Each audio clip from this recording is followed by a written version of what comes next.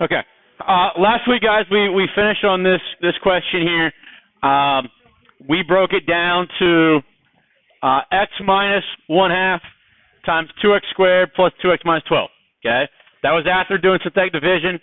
We saw that 1 did not work. We tried -1. It did not work. And then we got to -1/2, right? Or I think we tried, yeah, positive 1/2. And that one worked. It gave me a 0. Now, you could, and this is very important to understand, is that once you find a 0, once you find that 1/2 is a 0, it could be a double root, could be a triple root, third or fourth, a multiplicity of 4, multiplicity of 5, whatever, okay? So once it works one time and gives you a remainder of 0, you need to try it again. Does that make sense? Because it could give you a second one or a third one or a fourth one. And you keep trying it until that one gives you a non-zero result.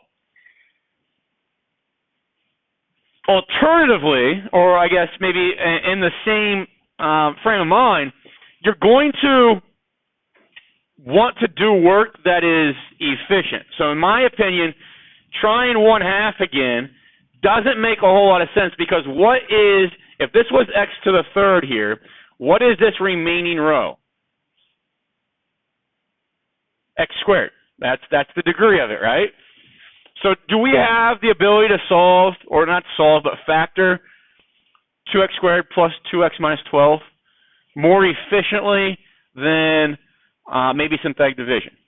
Okay, so I'm going to take this over here, and I'm going to continue factoring that yellow 2x squared plus 2x minus 12. Now, does that have a GCF in it? Okay, take 2 out. So then we would have x squared plus x minus 6, right? Does that factor? X plus 3, x minus 2. So that was the yellow. Okay. We also knew that this was a 0, x minus 1/2. And are those now all linear factors? So you're done. You have factored completely that p of x. Okay. And basically what you do is that you keep doing synthetic division and realizing factors until you get a remaining row that is quadratic. Because once you have a remaining row that is quadratic, you then can factor that using other techniques. Now, here's one thing that I think is important. If I look at this, that right there tells me what number would have also worked in synthetic division. -3. This tells me what number would have also worked in synthetic division. 2. So I'm going to do the 2 one. Okay, so I'm going to go back to the original, like 2x to the third plus 1x squared minus 13 plus 6, and do synthetic division with 2. This is what we did in the first class today. Okay, or I guess on Friday. Bring my 2 down, multiply, gives me 4, bring that down, 5, multiply, gives me 10, so -3, -6 gives me 0, right? So in this instance, I have x minus 2 as a factor, and now the quadratic is 2x squared plus 5x minus 3. Does that make sense to everybody? Now that doesn't have a GCF, so now I'm going to take 2x squared plus 5x minus 3, use the AC method, and I'll have -1 and positive 6, right? So 2x squared minus 1x plus 6x minus 3. What can come out of these first two? X. So then I'm left with 2x minus 1. What come out of the back two? 3. And I'm left with x minus 1, right? I'm sorry, 2x minus 1.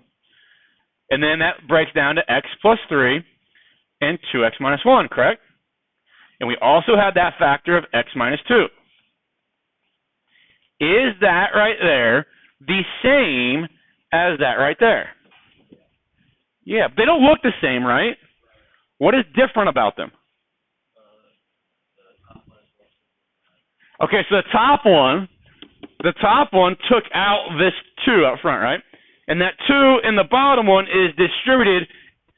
Essentially, if I take that 2 right there and distribute to the x minus 1/2, it's going to give me down here in this bottom box the 2x minus 1. I prefer that top one. I don't like having coefficients.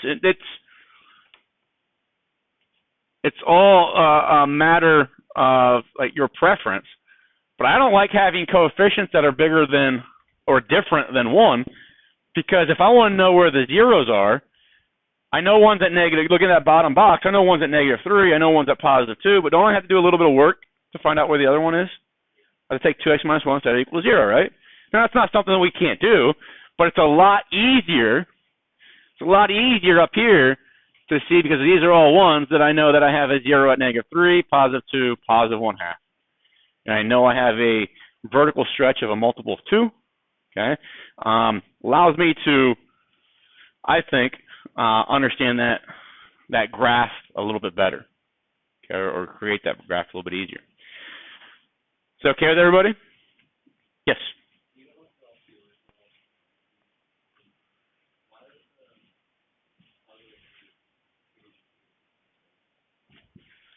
Because that gives me positive or -1, right? So it was the same as that one. So when we have P over Q's that repeat themselves, because I'm going to have to try all those, right? So if I tried 1 and -1 and they didn't work, they didn't give me zeros, and then I go down the line and I'm not paying attention and I tried 2 over 2, I know because that's the same as 1, right? It's automatically not going to give me a 0 because I've already figured out it's not going to give me a 0, right? So we just cancel out the redundant ones, the ones that repeat. Now, think about this, and this is what today's stuff is going to be kind of targeting. We're going to go through, we're not going to go through complete problems, but try to give you tools that are going to make the process swifter if you use the tools. You don't have to, but here's the thought. And then I'm not going to do this to you in this class, but let's say we've got a 50-minute test, and we've got to take an exam, and I give you a polynomial to factor. Let's say I give you a 7th degree polynomial to factor, and let's say the P over Q list, let's say that the constant term is like 96 and the leading coefficient, let's say, is 6. So let's do something real quick.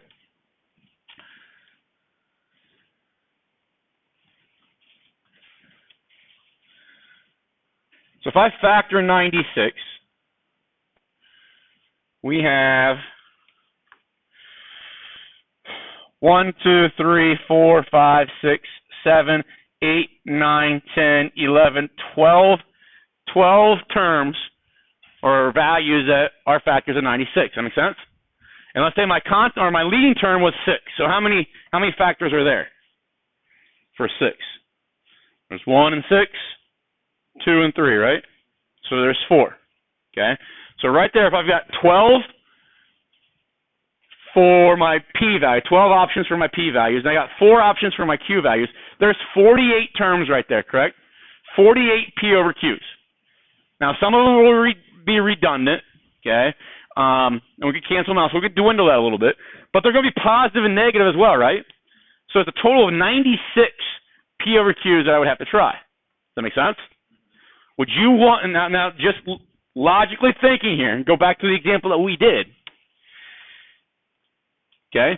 We could have legitimately,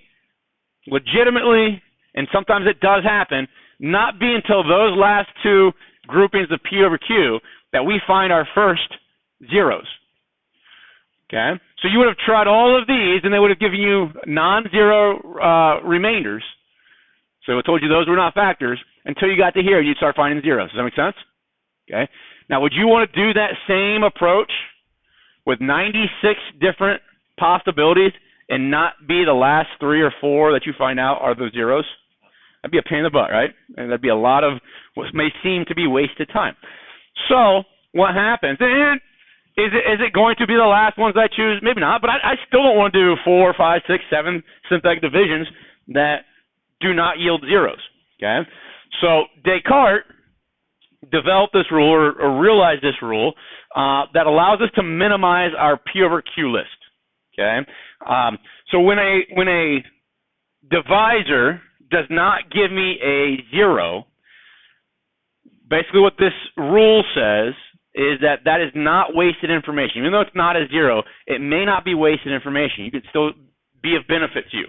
Okay. So what it says is something about what we call variation in sign. Okay, variation in sign. So, I mean, you can read this, but basically what it means, so it says if P of X is a polynomial with real coefficients written descending orders of X, and omitting powers with coefficient of 0, then variation of sign occurs whenever adjacent coefficients have opposite signs. Okay, so would you agree that this first one is positive? So I'm just going to I'm going term by term. Is that positive? Is the next one negative? Did that go from positive to negative? That's a variation in sign. So that's one variation. Okay? Would you agree that going from the second one to the third one, that's negative to negative? That was no change, right? If I go from the third one to the fourth one, that's a negative to a positive. That varied, right? It's a variation in sign. So that's a second one. So I'm counting how many changes do we have. The fourth one to the fifth one is positive, positive, so that's not a change. And the last one was a positive to negative. That is a third change. So we got three, what we call three variations in sign. Is that okay? All right. Is that easy to recognize? It should be something we can do pretty quickly, right? Okay. The idea is that is quicker than maybe doing endless synthetic divisions. But what the variation of sign tells us in Descartes' rule of sign, there's two things it can tell us. One, it says that the number of positive real zeros, so the zeros that occur on the right-hand side of the x-axis, okay, the number of those is either equal to the number of variations in sign or is less than that by an even whole number. So we just had 3, right? What is less than that by an even whole number? What would I have to subtract from 3? I would subtract 2 and I would get 1, right? So what this is saying is that I could have 3 positive real zeros or I could have 1 positive real zero. Does that make sense to everybody? Okay. Now, why does that help me? Well, let's say I'm going through and I'm doing division, I find some zeros, and I found that I've realized 2 positive real zeros. Does that automatically give me insight that there's 1 more positive real zero that's out there? Yeah. Okay. The second part of this, okay, and we'll use these in tandem, says the second part of it says the number of negative real zeros is of P of X is equal to the number of variations in sign of P of negative X. So we got to alter the original polynomial a little bit, or is less than that by an even whole number. Okay. So if we think about this, if we get variations in sign, so somebody asked this in last class, because the examples we see today are like 3, and then remove 2 from that, we get 1. Okay, so those are our options. But let's say that I have like 7 variations in sign. Then I could have 7, I could have 5, I could have 3, or I could have 1. Does that make sense? You just keep removing 2 from the number of variations until you get down to 1 or 0. So if I have 8 variations in sign, I could have 8 maybe positive zeros, 6 positive zeros, 4, 2, or none. Does that make sense? Just keep subtracting 2 from your variations in sign until you get down to 0 or 1. So in this example, I just want to go through and identify the possible real zeros, okay, or the number of possible real zeros, and then we'll graph this and see if what our conclusions are realized in the graph. So, Descartes' rule of signs. 2 things you're going to need. You're going to need P of X, and you're going to need P of the opposite of X. So I'm just going to real quick determine what that is.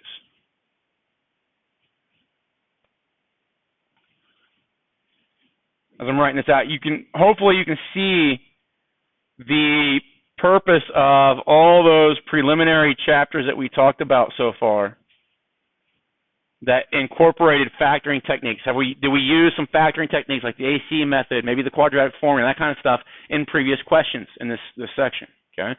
We're also seeing in this section techniques of evaluating functions.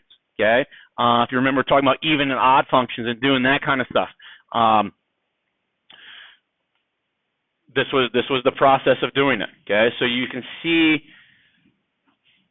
the learn information from chapters 1, 2 being used here intermittently for chapter 3.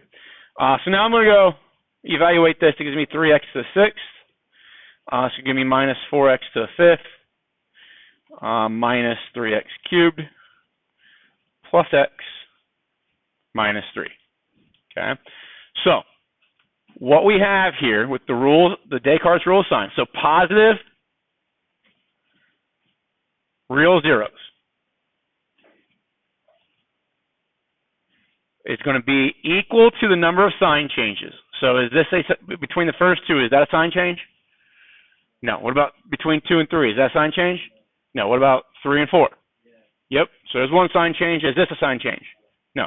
So positive real zeros, you could have 1, or that remove 2, right? But this is a counting, this is an index telling us, that's how many I'm going to have, so I can't have negative of something, right? So that's why we stop at 1, okay? Now I'm going to try negative real zeros.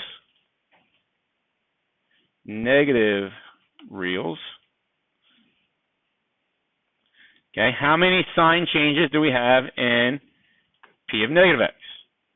Yeah, there's 1. There's a second one. There's a third one, right? So I could have 3 or 1. Okay.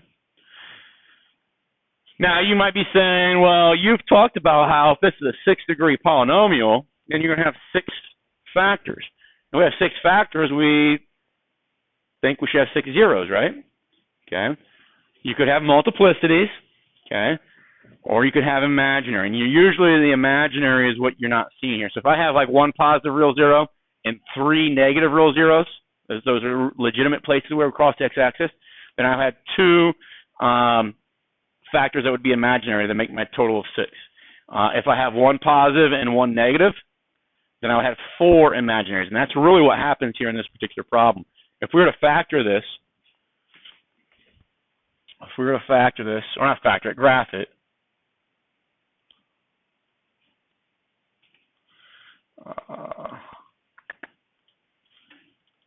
right here is the graph of this. Would you agree that you have 1 positive real zero and 1 negative real zero, right? And that aligns with exactly what we came up with here, okay? But the benefit of this is, let's say I'm going through my list of P over Qs. My list of P over Qs here are not going to be a long list because 3 is relatively small and it's prime. But that list, let's say that I found, let's say my list was back to that one that had like 96 terms in it. If I found this information about that list and I found 1 positive real zero, that means I can go back through my P over Q list and I can cross off all the other positive P over Qs because I know they're not going to work because of this theorem. Does that make sense? Okay. So if you decide to use this theorem, it allows you to be a little bit more efficient. It allows you to have a little bit of insight to the types of answers that you're going to get, the types of zeros that you could recognize or realize. Okay. Now that at the same time can be useful. Obviously, it is useful, but we can still have quite a bit of work to do after that. Okay.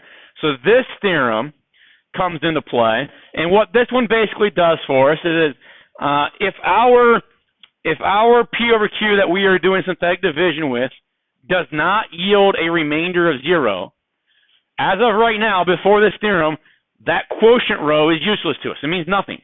Okay. What this theorem says is that quotient row sometimes might still be of use to you. Okay. It's not going to be as beneficial as finding a 0, but it still provides you extra stuff, provided that you meet the conditions of this theorem. So it says let P be a polynomial with real coefficients. Okay. Well, let's first talk about this. It says upper and lower. What's a bound? Does anybody know what that means? Okay, so like a boundary, right? So like up here in my room, I got this tape on here, right? So this is my boundary. Okay, this was told us to put tape on the floor so we stay away from you guys, right? So this is my boundary. I can't go past it, right? Does that make sense, everybody? So a bound, and you'll see this a lot in mathematics, especially as we move forward. You have a lot of items, a lot of situations that refer to upper and lower bounds. Okay, upper and lower boundaries. Basically mean you can't go, you're confined to everything in between those boundaries. Does that make sense? So that's what this is saying here. So say that A is a lower bound and B is an upper bound for the zeros of a polynomial. If that's the case, then every real zero, C, is going to be found in the interval A is less than or equal to C is less than or equal to B, right? C is going to be between A and B, okay? The first part is actually calling or allowing us to find an upper boundary. It says if we divide P of X by X minus B, so that B value is just a P over Q. It's just some random P over Q that we've chosen.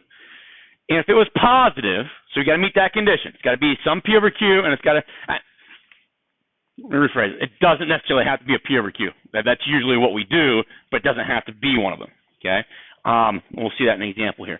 But if you divide by a positive number, okay, do synthetic division with a positive number, and your quotient row results in all non-negative entries, okay, meaning they're all positive or zeros, what that tells you is that that value divided by is an upper bound, meaning there are no numbers to the right of it on the number line that would yield a zero. Does that make sense? Okay, so if I've got a list of P over Qs that is, 96 items long, and I find that 3, I choose a value of 3, and I plug it into synthetic division, and it gives me a quotient row that is all positive or zeros, then I know that 3 is an upper bound. There are no zeros that are going to come to the right of 3, so I can go to my list of P over Q, and every number that is bigger than 3, I can cross it off. I know automatically it's not going to yield a 0 in my synthetic division. Does that make sense? Okay. Now you can do the same thing if you divide by a negative number, okay, and you get what we call so how's it phrased in this one? So it's alternately non-positive or non-negative quotient row, quotient line, okay? Now when they say non-positive or non-negative, what that means to us is that 0 can show up, and when 0 shows up, treat it how you want to. You want to treat it as a positive value so that this theorem holds, then treat it as positive. You want to treat it as a negative so that it holds, treat it as a negative. So for instance, if I had, it says they need to alternate. So let's say that for some reason I divide by a number and I get a quotient row that goes positive, negative, I'll just put specific numbers in here. So let's go 2, negative 3, 0, negative 4, 5. That's positive, negative. What would I want this to be so that I continue alternating back and forth? I would want that to be positive. So I'll treat 0 as a positive there. Does that make sense? Okay. If it would have been negative, positive, and this would be negative there. So negative, positive, what would I treat this as to keep my pattern going? I would treat it as a negative. Does that make sense? So you can treat 0 however you want to, but you need to alternate. Your quotient row needs to be alternating positive and negative so that you can use this value as a lower boundary, or you can recognize it to be a lower boundary. Okay. Now, the idea that when we're going to use this the most is when we're doing our P over Q values. Okay, we're going to choose our P over Q values to do synthetic division. Okay, because we're going to try to figure out which ones are zeros, right? So we're trying to figure out which ones are zeros. If it's not a 0, it could be an upper or lower bound. Okay, so we're going to kind of simultaneously try to find zeros and upper and lower bounds.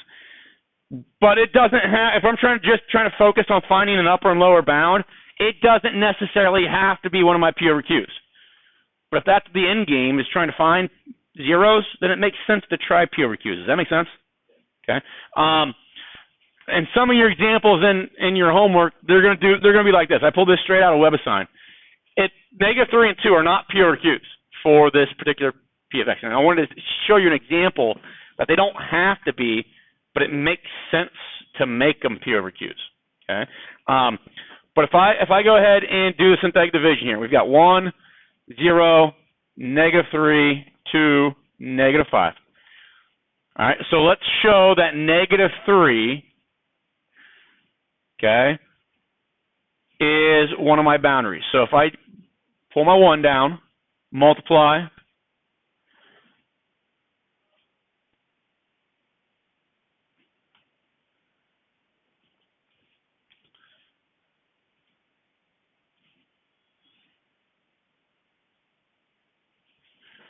so we get that, right? Yeah, so it's positive. So I tried a negative number, and I've met this right here. If we divide by some a using synthetic division, that a is less than 0, so you divide by a negative number, and you are alternately non-positive and non-negative, so positive, negative, positive, positive, then that tells you a, which is that number right there, is a lower bound. Okay, so -3 is a lower bound. Okay, if I do the same work with 2,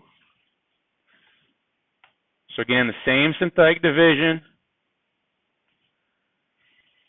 with 2, bring my 1 down,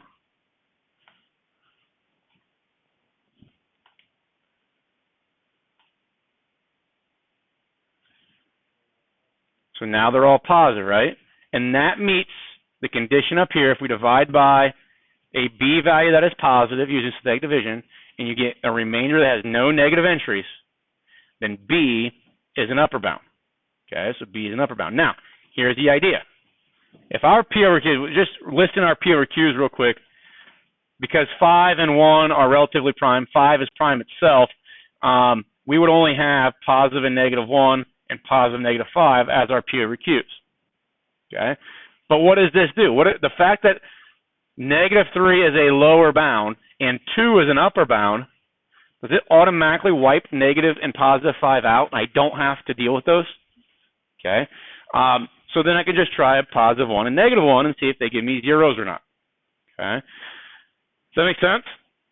All right. So the benefit of this obviously is to do this all on a problem that we're trying to develop the factors for, so we can graph this thing efficiently. So with this question, we're going to use all of those techniques, all of those theorems, and see if we can list our P over Qs. We'll determine how many positive real zeros we have, how many possible negative real zeros we have, and then we'll do, as we do the division, we'll see if the upper and lower bound theorem exists for us. So first thing I want to do, because I want to determine positive and negative real zeros, I'm going to try to figure out P of -x real quick.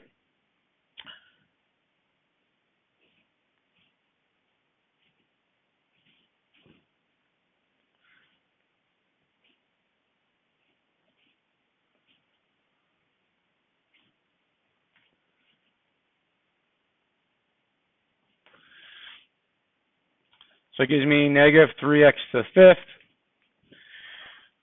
plus 5x to the 4th, plus 8x to the 3rd, minus 14x squared, minus 6x plus 9, right?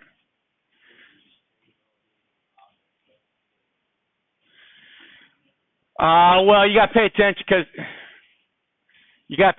to the sign, because like this is going to get, because that's going to give me 3 negatives, right? But with this one as well, it's going to give me an even number of negatives, so it turns into a positive. I would be careful with trying to create just a. You can, but I would just be cautious of that, because it depends on what's. Yes.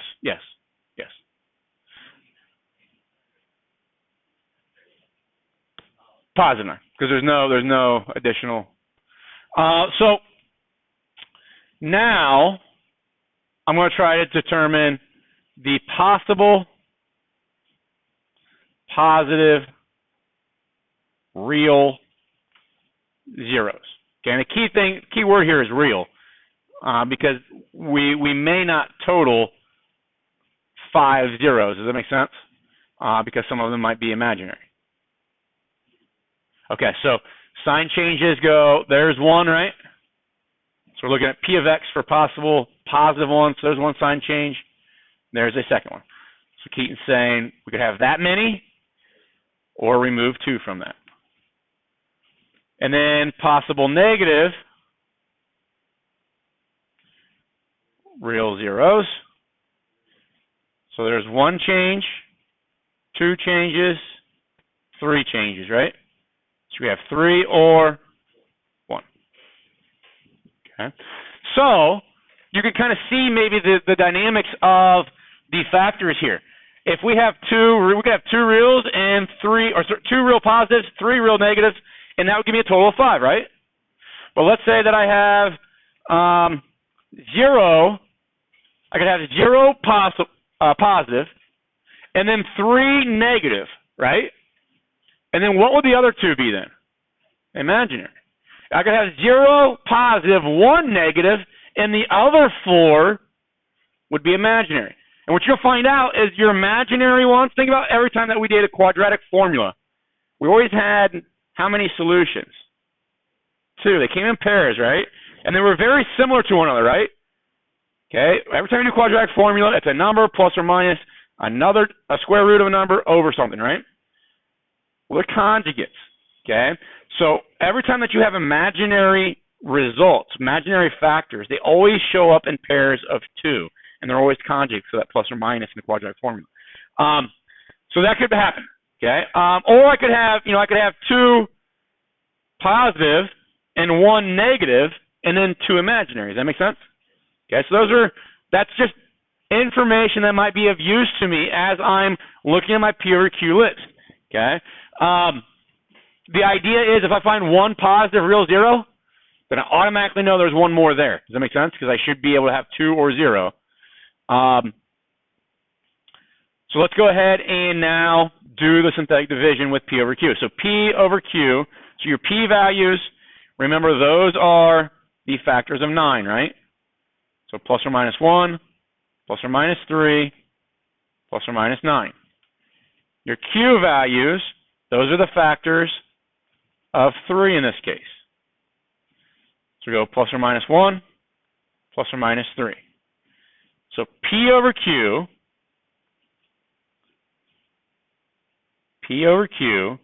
should be plus or minus 1 over 1, plus or minus 1 over 3, plus or minus 3 over 1, plus or minus 3 over 3, plus or minus 9 over 1, plus or minus 9 over 3, correct?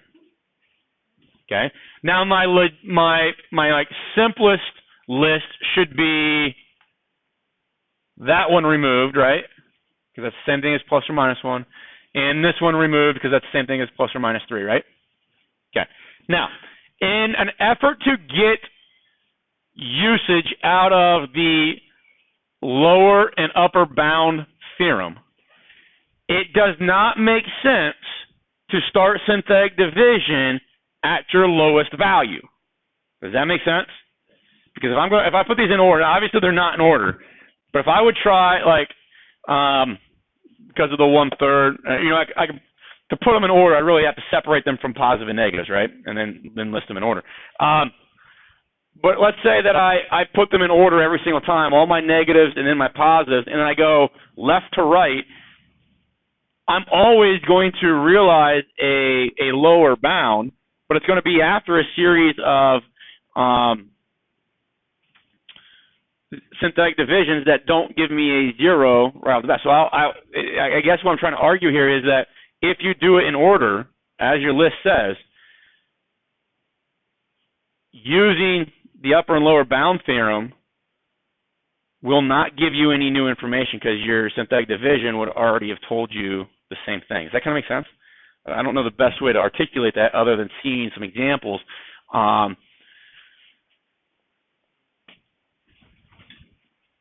If we take our original polynomial 3, 5, negative 8, negative 14, 6, and 9, and because I don't want to start at like my smallest value, so let's start at 3. Okay, so we start at 3. Okay, now the only thing here is that you have to be organized with your work because I don't want to do 3 and then like 3 or 4 synthetic divisions from now, try 3 again on accident, right? Because that'd be wasting my time. So doing the synthetic division, so 3, bring that down, multiply, gives me 9, 14, multiply gives me, what, 42? Add straight downs, that gives me 34. Multiply, so 102. Oh. 88. Okay, so 3 times 90 would be 270, right? So this would be 264. Add that together, gives me 270. Now, I could have stopped a few rows back here, but because these are positive and positive, and I know that I'm multiplying a positive number times a big positive number, regardless of what that number is the result going to be positive? Okay, so I'm not going to do that multiplication. And you could, like I said, I knew that 3 times 88 was going to be a big positive number, and that sum there would be positive. And then whatever that came out to be, summed with this, would also be positive. So you can kind of foreshadow that way to save yourself a little bit of work. Because I know it's not going to be a 0. And if it doesn't give me a 0, I don't care about what that quotient row is. I only care about whether it's alternating or positive. Does that make sense? So these are all positive. And because I chose a P over Q that was positive, this is an upper bound. 3 is not a 0, but it is an upper bound. So what's that allow me to do? That positive 9 no longer has to be tried, okay? Now, it only wipes away one thing in this particular problem, but in some problems, it might wipe away 20 P over Qs, okay? Just depends on what your list is and what value you've chosen. So let's try negative 3. So go negative 3, so then 3, 5, negative 8, negative 14, 6, and then 9. Excuse me, negative 9, negative 4, so 12, which gives me 4. Negative 12, so negative 26, 75, 78. So it gives me 84. And it's going to be a 240, 252. And then, what's that, 241, negative 241. Okay, my addition and multiplication might be a little off. I don't think they are, but the signs are correct, right? Positive, negative, positive, negative, positive, negative, right? So they alternate. So negative 3 is a lower bound. Okay, so what's that do? Wipes away all of my 9s, right? Don't have to try positive 9, don't have to try negative 9. Now, it didn't give me a 0. I was hoping it gave me a 0 because that's more useful than determining an upper or lower bound. But the idea here is to display that even though you don't get a 0, that last row doesn't always waste your time. Okay, now it can sometimes. If it doesn't have all positives and it doesn't alternate, then it did waste your time. But at least you know that one specific value did not yield a 0. Yes?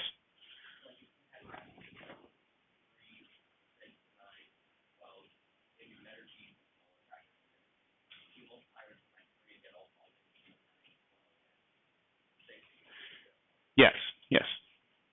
So they're so Jim is arguing if I know if I've got ultimately 48 is divisible by 4, right? So I know it's got to be divisible by 2.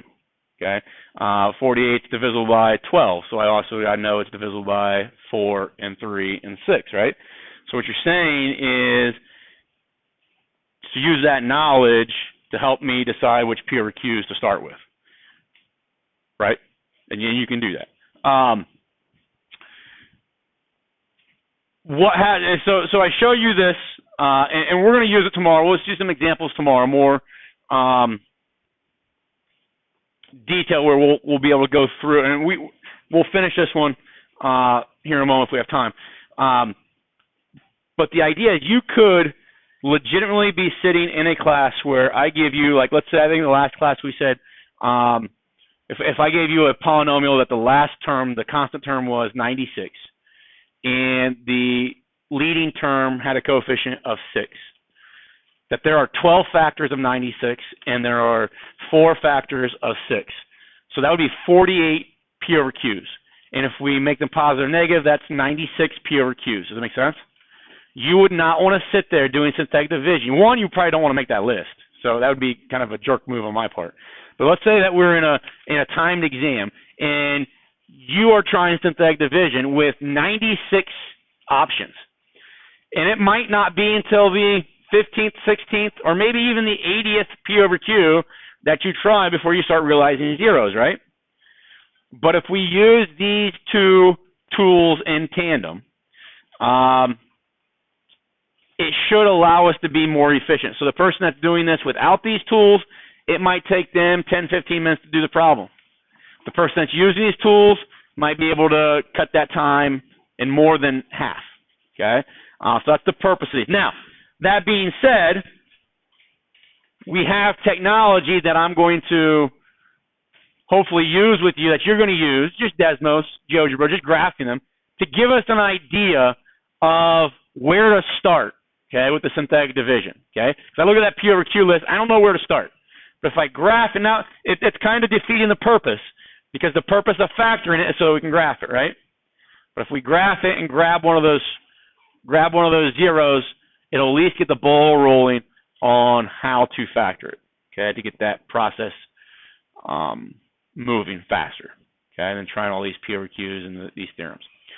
Okay? My plan tomorrow is to see some more examples. I'm going to open a homework assignment tomorrow, but I'm going to make it due like midweek of the following week, so you don't have to do anything over break, okay, if you don't want to. But I'll leave it open in case you do want to do something. All right? Okay. When we get back, so that 3 weeks between Christmas and Thanksgiving, we'll speed through some things. When we get back from Christmas vacation, we're going to have to speed through some things as well. So what I'm going to do, we'll talk about tomorrow.